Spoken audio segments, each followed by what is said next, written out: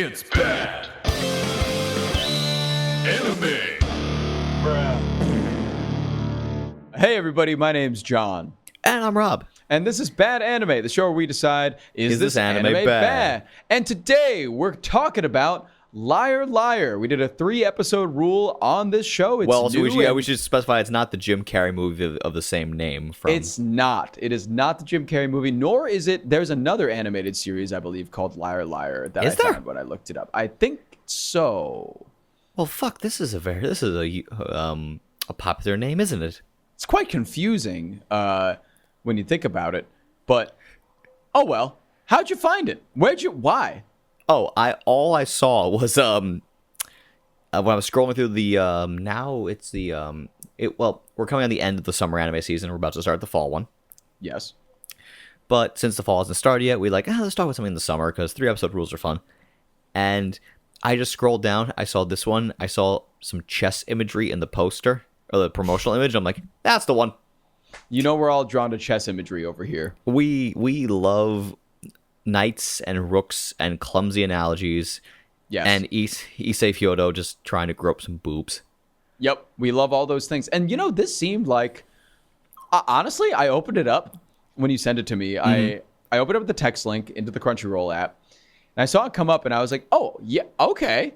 Let's see what we got here. Because at first glance, I really thought that it was going to be some, game-driven anime of sorts with some prime waifu bait and a Weiner guy character. And you were correct. And I was right. And I was completely correct in my assessment. I was really hoping I'd be proved wrong, but it was just that. But I guess the question we have to answer today, which we will get to, is it bad or is it okay? Well, also if we're in or we're out. If we're in or out. Oh, that's right. Because, that's what we do for the 3-episode rules. Thanks for remembering. I forgot. I completely forgot. I saw you blank in real time. I'm like, oh, this is funny. I was like, oh, that's right. It's like, oh yeah, we didn't watch the whole show. Let's just figure out if this one's actually worth more viewing. Worth more time and viewing experience. But yeah, the first things first, I will say, just transparently, I did have to look up all of the names of the characters again because, man, were these ones a little difficult to remember for me. We also watched it maybe, a week and change ago? Yeah, we're recording this in a batch with another episode that we have also recorded. Mm-hmm. I think I'm going to flip the order that this is going to come out first. But essentially, we decided, let's just not record a podcast this week and get drunk and be friends instead. Yes. You'll hear more about that on the next episode. We go into more detail there, so we'll skip it for now. But we watched this, a few weeks ago. Mm. So it is kind of difficult to remember. And that is a sign. That is a sign immediately. Possibly a sign. A sign. Mm-hmm. Yeah, so, we have our main character, our Weiner guy of the week, Hiroto Shinohara. Okay, I remember Shinohara. Yes. Should we explain the term Weiner guy as well for people? Yeah, I guess we should. Weiner guy. Can you explain the term Weiner guy? Yeah, it's something I blurted out one time. I forget what harem we were watching, but it must have been. I think it could have been something recent. Might have been Sword Art Online. No, I think I might have been back in Harem Month last year. I don't remember. Oh! It was Mother the Goddess Dormitory? Possibly, but that was also a child, and that show was... Oh, yeah, we wouldn't have called the child Weiner guy. We go places, but not there. I don't think we would have went there. No, but to delineate right now and explain what a Weiner guy is, it's... I know exactly what it's from. It's from Infinite Stratos. We've called him Weiner guy for ages. Oh, we have called him Weiner guy for a very long time. Yes, the main character of Infinite Stratos. It's basically the main guy character in a harem where everybody wants to bone him. But Weiner guys deserve more so for those who have no personality outside of they have a penis. Yes, definitely wet blanket, and that's why we call him Weiner guy because that's all he's got. He's got a wiener. He just has a penis. Allegedly, we don't even know most of the time. Actually. Most of the time, we don't see it, so we know we're crossing our fingers on that one. But then suddenly get hit with a Charles Dunois scenario. Oh, the Charles Dunois. And you're like, that's not a wiener. That's a what's that called? What's that again? A paterner. Well, he's French, so. Yeah, over there it's called a croissant with cheese. Croissant with cheese. Oh, sorry. That's croissant au gratin, or whatever the fuck. I don't know. I don't speak French. Oh God. But yeah, he's the wiener guy. Our main guy, Shinohara, is the wiener guy of the hour because his personality is honestly better than the no personality that we've seen from other characters in his position, but not that much better in my perspective. Well, here's the thing. He has a note, but it's one note that he has. That's the problem. Because the whole thing, we get taken to the Duelist Academy in Yu-Gi-Oh! GX, and I wish I was kidding, but we're not. It is. No, it's like a combination of the Duelist Academy and Yu-Gi-Oh! GX and Battle City. And Duelist Kingdom. Kind of the same. With the stars. Duelist Kingdom. Yeah. Oh, with the star. Yeah, you're right. So it is basically just like some early Yu-Gi-Oh! Bullshit. I texted you that. I did the exact thing. I'm like, okay, this is all the early Yu-Gi-Oh! Seasons smashed together, left on the table, and someone going, I didn't do it. And they said, we'll make 12 episodes. And someone went, what the fuck are they smoking? And then it sold, and I'm sure it is selling. I mean, the light novel series is going pretty hard right now. So, because of course it started as a fucking light novel. Of course it started as a light novel. I like honestly could have. Yeah, you can tell. I'm surprised I didn't even think about that the entire time I was watching. It makes a lot of sense. But yeah, so Wiener guy's walking along goes, because apparently in this we later learn on this island there's like 20 districts. Yes. And every district has an academy for like playing games, and that even harkens back to the original Yu-Gi-Oh! More Season 0 in the first couple volumes of the manga, where Yugi was a specialist in all types of games. So literally, this is just an academy based on gaming in general. Yes, becoming like the king of games is like the thing there, essentially. Yeah, right? so it's fucking Yu-Gi-Oh! With extra steps. It's fucking Yu-Gi-Oh! And the thing is, but without all the weird Egyptian imagery and psychological horror elements, because Hugi Takahashi, may rest in peace, what were you doing? Not yet, at least. Well, not yet. But maybe after 3 episodes. There's tons of other bullshit to talk about here.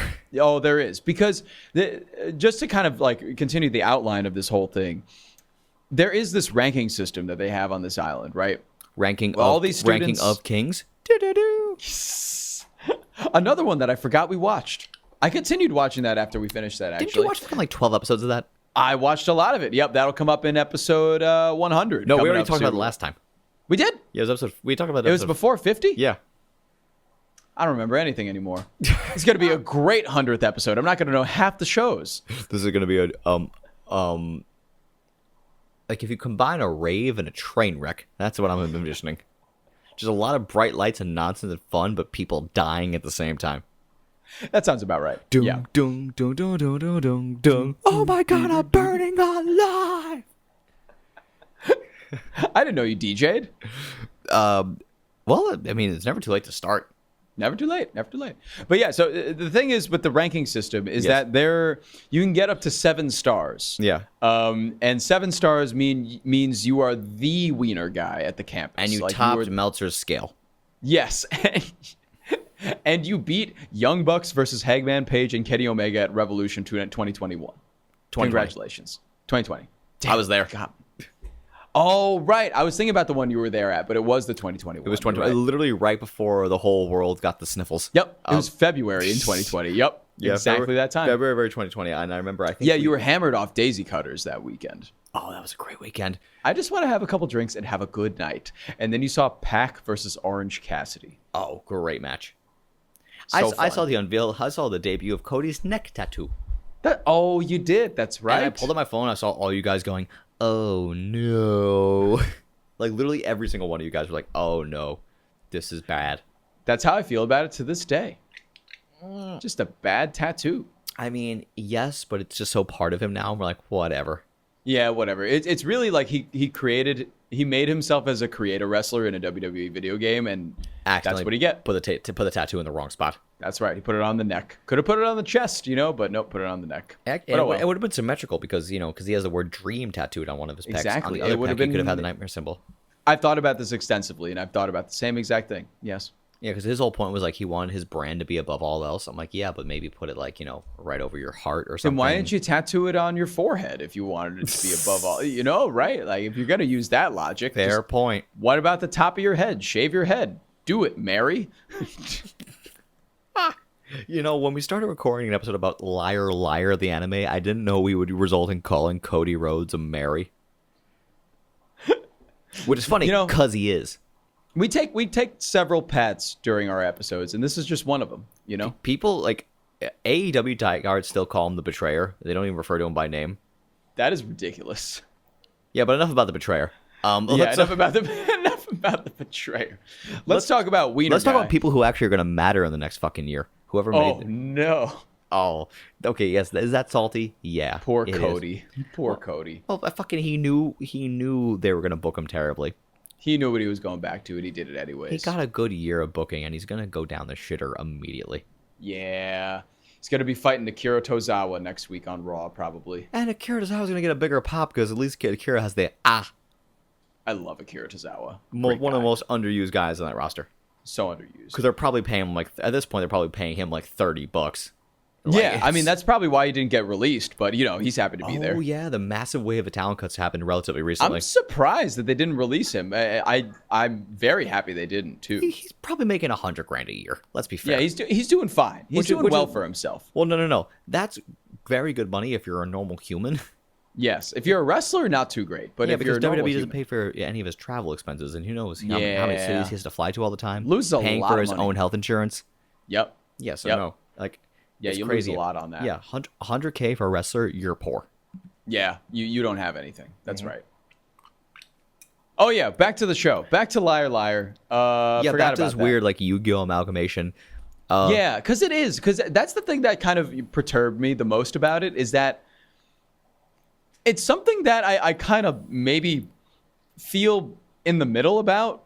That there's no exact game. It's just all these different games, and that any game could be, any confrontation could be any game that you want, or it's kind of like dealer's choice as to what kind of game it is, what are the conditions, or the lower ranked player decides is how it goes. Yeah, the lower ranked player decides, and I weirdly I go back and forth on it a lot. I liked it in some places, and I didn't like it. You do? Okay, that's good. I like it a lot. I was kind of weird on it because I was like, it's just weird because now every game is going to have a different set of rules, and every episode you're going to have to explain those different set of rules to a new game instead of just playing another version of a already established game that viewers would understand. So it's kind of like you're taking a lot of the time episode to episode explaining the exact strategies to win this game instead of actually playing the game. That's all the early chapters of Yu-Gi-Oh, and I love it because luckily here they did it very quickly. It didn't, because a lot of the games are super simple, and we'll get to that more when we get to we're gonna get into it now because Weiner guy is walking along because apparently he gets accepted to one of the lower academies and barely gets in. His scores are not good. So he's walking along. He's a 1-star. He's a 1-star. This girl for another academy is walking along, and she helps him with directions. And eventually they have a little tiff or something. I think she gets soaked with some sprinklers, and she blames him for it. And he's like, I didn't do anything. I'm a Weiner guy. And she goes, I actually loved that scene. Yes. Really? I thought that was so funny because she just kept, genuinely, I really enjoyed it because the whole time she's standing in front of a sprinkler and she's like, oh, okay, have fun, go to class, I'll see you later, nice to meet you. And she gets sprayed in with the sprinkler, and he's like, oh no, are you wet? And she's like, yeah, I'm I am wet. now. She's like, this is horrible. I can't believe you took me all the way here out of my way just to get me sprayed with a sprinkler. You must think that you can beat me in a game, you fucking asshole. You must think that I can't beat you in a game, and you must be trying to catch me off guard, to challenge me to a game, to take my stars, you absolute dickhole.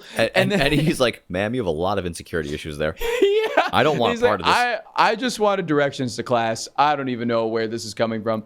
And during their game, she also gets sprayed with a sprinkler because she just is bad place and bad timing. Yeah. And she's like, how did you do that? And he's like, I honestly haven't done anything this whole time. The crazy part is the game, the game chosen is a staring contest. Yes. But it wasn't a staring contest. It was basically a don't laugh, don't react type scenario. They remain emotionally neutral. Right. It was more don't laugh type thing. Like no face or like Yeah, no face. Yeah, yeah, like first that one to react loses. right. And she like has all these specials and abilities, being a higher star ranking than he is, Yeah. and he doesn't know what these abilities are. He's like, I don't know. Yeah, he has no idea. So they start doing this thing. He just basically defends himself the entire time, and then she gets sprayed again with sprinklers, and there's a crowd of people around her, so she starts freaking out like, don't look at me. And then he wins. However, this girl was like several stars higher than him. I think she was a 6-star, or was she a 7? I think she was at maybe a 7, maybe a 6. I think somewhere one of those. One of the two, right? But she had this fucking weird ability called the Red Star. Yes. So now we get pulled into this government conspiracy. Because this girl,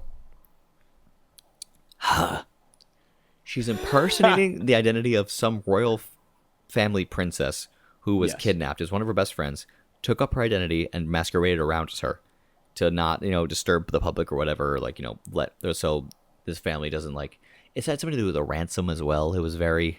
it was a... Yes, right. So, okay.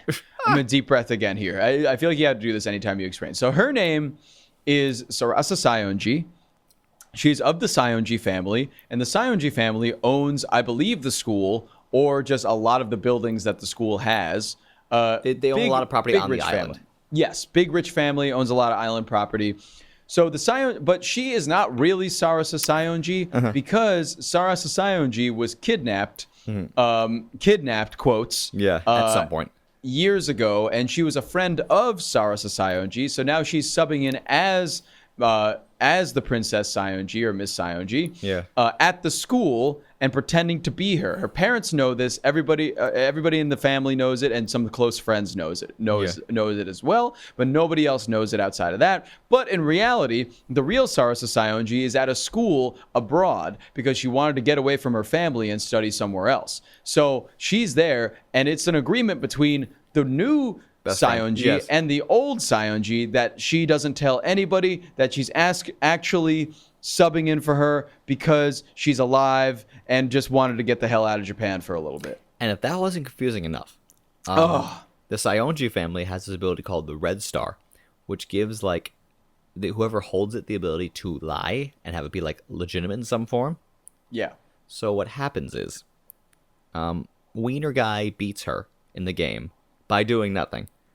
Suddenly, not only is he beating her, and that's making a lot of news on the island, he also gets the Red Star. So he has the ability to lie, but like actually falsify records and make it seem more legitimate. So this fucking like organization tells him, it's like, okay, so you have the Red Star.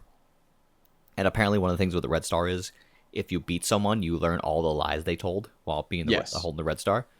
So they're like, yeah, you know too much. And now you have the Red Star, and you've beaten her, and you've made us all look bad. So you're going to lie, and instead of being a 1-star, you're going to be a 7-star. Yep. And people are going to be challenging you out the ass to duels and stuff, and you just got to deal with it, bro. Get good. But then they said, but wait, there's more. Here's a maid for some reason. Yeah.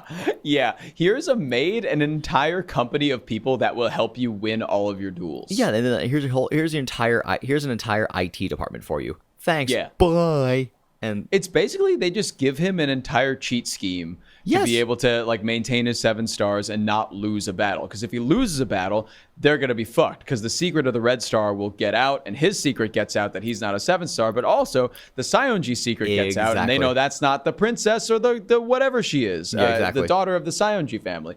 But the thing with this is also something that I picked up was that Weiner guy doesn't know what the fuck he's doing. No. So he didn't even know why the star was red. Yes. He didn't know that it could give him the lies of everybody before him. He didn't know shit. So basically everybody in front of him, the school and eventually the girl playing Saionji, confesses to him everything. But he didn't know any of that. He would have no idea what was going on if nobody just kind of jumped the gun and said, all right, you got us. Now I'll tell you everything.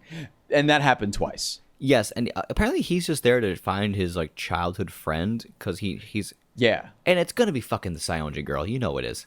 It's gonna be, yeah, and they're gonna be together at the end. Oh my god, it's the Yotsuba thing all over again. I'm crying. Yeah, well, crying out of frustration and dread. Yeah. Not Yeah. any Yes, genuine emotion. absolutely frustration and dread. But yeah, the whole time he's kind of it's what I like about that is it's kind of still shrouded in mystery even after the third episode that he's there to find somebody. Yes. And he's not necessarily there for any other reason, it seems. No. So he's just kind of going along with everything right He just now. has to, like, he just gets pulled into all these scenarios, excuse me. And basically each episode after the first, he has two different challengers. The first episode is this girl who was like, the game she specified is it's a 100-meter dash, quote unquote. Yes. Where it's like the first person to make it past the finish line first wins, and you can use anything you want. Yep. So basically, the company's in his ear. It's like, okay, we're doing all of this and go. And he gives input, but it's very clear it's the company and him working together to crack this girl. Right. And so basically, this girl gets on a giant-ass motorcycle. He gets it to crash, and he starts walking. It's like, you are so stupid if you think you can beat me. Because he has to put on this whole facade, hence liar, liar. Yeah. And I kind of enjoyed that component, how he has to be, how he's like, on the outside has to be very confident and like a dick, but on the inside he's like, how is all of this happening? I'm very afraid. Yeah, so it's imposter syndrome, the show. It is. It really is. Yep. Imposter syndrome, the show. I'm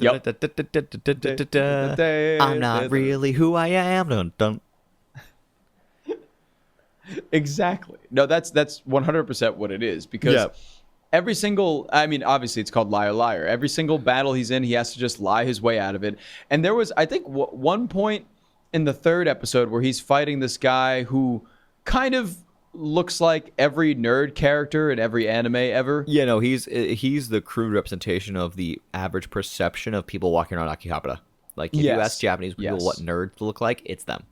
Yes. He's like when you fight them in Pokemon, like the Poke Nerd or the Poke Yes, Fan. exactly. Yeah, he's that exact archetype. And they get in a fight because he's a big fan of Sarasa Sayonji, like a big fan of hers. Yes. And he's like, I can't believe you beat her. I'm going to redeem her honor. And she's like, don't do that. You're kind of weird. I'm going to beat you so I can smell her. It's like, what? Send me your bath water. I was talking to someone recently about the whole thing. Oh, yeah? Yeah, like just fucking gamer girl bathwater. Yeah. Do people still purchase this? I don't think so. I think was it only Belle? I don't know if it was only Belle Delphine who did it, but like she was the one who like started it. Yeah, There was another girl who sold farts in a jar. Yeah, I remember that. That was a fun one. That was a really fun one. But then it fucked up her like GI system because she was farting all the time. Then she started selling NFTs of her farts, and those sold really well. Did NFT stand for non-fartable token? I don't know. I thought it stood for no farts today. No farts today. I'm good. Wait, that's really fun. But like, how does it mess up your GR tract if you're? I mean, I guess she was just making herself fart. She was I guess, forcibly making herself fart every day, all day. Oh, I guess, but I can't really make myself getting, fart though. I don't know how you could do that, honestly. Imagine getting you just get some spicy food and pray for the best at that point. I mean, yeah, I could I'll just imagine eat getting over daily. 100 orders for farts in a jar. What else are you gonna do? I gotta say a prayer. You gotta just say like sometimes shipments will vary. It could be I'm having a real big week and I could push out 100 units a day, but there are also some down days where I'm gonna only be able to push out 6 units a day. You know? Imagine being the guy desperately opening the jar and just going. I wonder if they'll even smell it. You know? I wonder if some keep them as collectibles and let's like label them. You know? And whenever people try to rob the house, they just see them standing near the fart jar with a gun. It's like a gun and a samurai sword, looking at the robber going, your choice how you die. And their friends coming over and be like, yo, can I smell the fart? And they're going like, no, if you open it, it loses its value. And them going like, ha ha ha, that's funny. And then someone reaches for the fart jar, and then he just punches his best friend in the face. It's like, you don't touch my fart. That's my fart. We're laughing as the world is burning around us.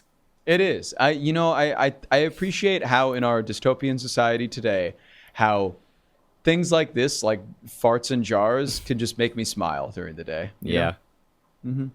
Yeah. This show was okay. Yeah, it's all right. It was just fine.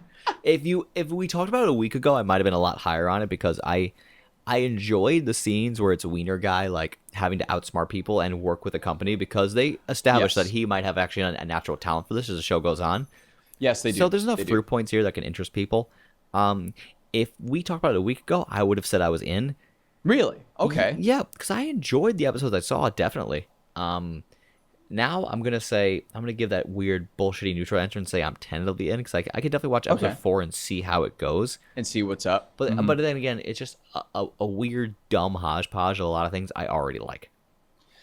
Yeah, it is a weird hodgepodge. I will agree with that. It's just kind of like, I feel like if you're into this kind of thing, if you're into like the academy game angle with hot chicks and a Weiner guy, and I feel like there is a market for this. There is surely a market for this. I know why it was made. High School DxD, Chivalry of a Failed Knight. Yeah, Chivalry of a Failed Knight. That was a point I was going to hit on a lot today. Is that Chivalry? This is reminded me so much of Chivalry of a Failed Knight, just because of like even the character designs, like everything about it just reminded me of like, oh yeah, you have that Weiner guy, and then you have the girl with the red hair that he has like a will they won't they kind of thing going on, and then you have that girl with the white hair that's his sister that he wants to bone. Oh, never mind, that's just Chivalry of a Failed Knight. This one, there's just a girl with the white hair that's his maid that he doesn't want to bone but wants to bone him. It's kind of weird. So I could see the comparisons very clearly to other things that we have watched. Yeah, in terms of archetypes, there is also a big point that I forgot to tell you at the top of this episode that I should say now. Okay. So, with a show like this, they're at this game academy, right? Mm-hmm. What's the end game here? Like, what do they do after they graduate, Like, what are they being trained for? Like, what are they doing this for? Like, what are they doing this for? You know what I mean? Like, what is I'm not going to harp on it really, but throughout the whole thing, I was like, why? It doesn't make any sense. Like, is this how the world is? Or is this just like the academy that's like this? And then they go out into the real world and then have to, workshop a resume about how they were the leader of like the cricket club at school. Like what is like the correlation between, I'm reading too much into this. What is the correlation between this game school and like, is it game world outside of the game school? Like, do you just go from game school to be a professional game player? Like, what is the thing? Like, what are they preparing you for? I was going to say preparing him for Nam. That's all I was going to say. For Nam. I have no idea. They did not specify the end game. Who knows? Maybe that comes up in future episodes, but do we care enough to watch it? I mean, I don't care enough to watch it. So I'm going to say that I'm out for sure. Gotcha. I'm definitely out on this. I think it's just, it's kind of okay. I didn't really mind it too much. Yeah. I will say it's not bad. Right. It is, you're right. It is a hodgepodge. I won't watch it. But however, I will look out for the information on what they're preparing for. Yeah, I will. I will want to know why that there's a game school and what that game school's end game really is. One of my biggest things now, I want to watch episode 4 and try to remind myself why I was so high on the first 3 episodes when I originally watched them. So I think it makes sense. Honestly, it makes sense that you kind of were drawn to it in that way because it does have that early Yu-Gi-Oh feel of like every episode's a different game. That's something that I didn't really jive with this time at least. Yes. But I know that you're a big fan of like, okay, here's a new kind of like Ava, how like every episode there's like a new strategy that we have to implement. Like there's a new way to attack this. Exactly. Right. There's a new way to attack this, and I understand that appeal. I really do. Cool. I gotta pee really bad, so go ahead and wrap this up. Cool. All right, everybody. So put in the comments what you think they're preparing for in the real world, and we'll see you next time. I'm not gonna pee. I'm just gonna sit here, but I'll wait for him to get back. Okay, bye. It's bad. That's right, everybody. The fun is over today. Thanks so much for clicking on the episode, but the fun does not have to stop here. You can hit us up anywhere that you can find us on Instagram or TikTok at badanimepod, or you can even email us to get in touch with us directly at badanimepod@gmail.com if you got any opinions or you just want to send some hate mail or love mail. We'll take both. We don't care. Thanks so much for listening, everybody, and have a great day. Simple Equations Podcast Network.